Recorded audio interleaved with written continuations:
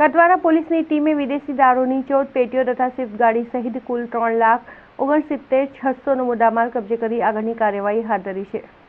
Katwara police સ્ટેશનના PSI AP Parmar સહિત police સ્ટાફના માણસો રાત્રિના સમયે કતવારા પોલીસ સ્ટેશન વિસ્તારમાં પેટ્રોલિંગમાં હતા. તે દરમિયાન મળેલી બાતમીના આધારે પોલીસની ટીમ ભિટોડી હાઈવે યુ-ટર્ન પાસે વોચ રાખી ઊભી હતી. તે દરમિયાન બાતમીવાળી સ્વિફ્ટ ગાડી આવતા પોલીસે તેને ઊભી રાખવાની કોશિશ કરતા ગાડીનો ચાલક ગાડી લઈને ખેતરમાં ઘૂસી ગયો હતો અને નાસવા જતા પોલીસે ગાડીના ચાલક મંગલ મહુડી ગામના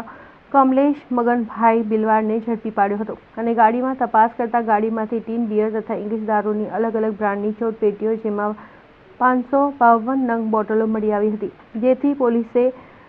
69,600ની કિંમતની ટીન બિયર તથા વિદેશી દારૂની 14 પેટીઓ તથા સ્વિફ્ટ ગાડી